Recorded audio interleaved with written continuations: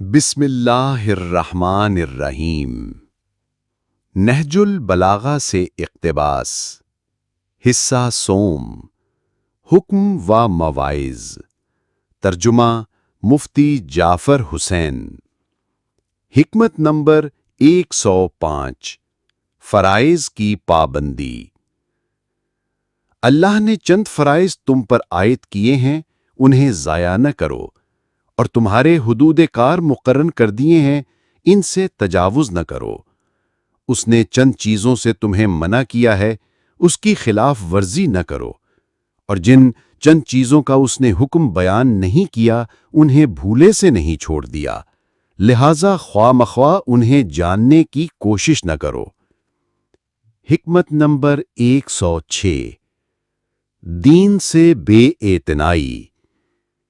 جو لوگ اپنی دنیا سنوارنے کے لیے دین سے ہاتھ اٹھا لیتے ہیں تو خدا اس دنیاوی فائدہ سے کہیں زیادہ ان کے لیے نقصان کی صورتیں پیدا کر دیتا ہے۔ حکمت نمبر 107، غیر مفید علم۔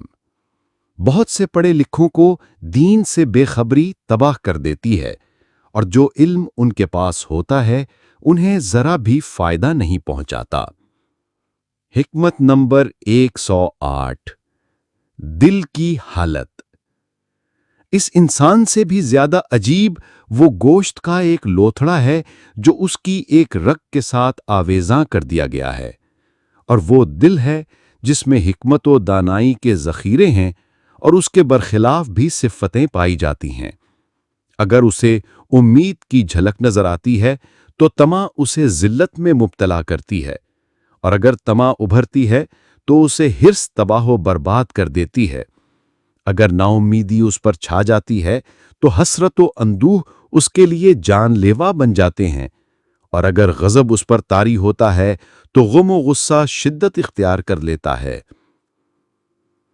اور اگر خوش و خشنود ہوتا تو حفظ ما تقدم کو بھول جاتا ہے، اور اگر اچانک اس پر خوف طاری ہوتا تو فکر و اندیشہ دوسری قسم کے تصورات سے اسے روک دیتا ہے۔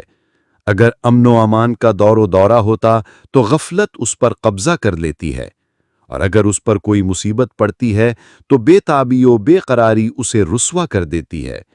اگر فقر و فاقہ کی تکلیف میں مبتلا ہوتا تو مصیبت و ابتلا اسے جکڑ لیتی ہے، اور اگر بھوک اس پر غلبہ کرتی تو ناتوانی اسے اٹھنے نہیں دیتی، اور اگر شکم پوری بڑھ جاتی تو یہ شکم پوری اس کے لیے کرب و اذیت کا باعث بنتی ہے۔ ہر کوتاہی اس کے لیے نقصان رساں، اور حد سے زیادہ اس کے لیے تباہ کن ہے۔ حکمت نمبر 110، مرکز ہدایت۔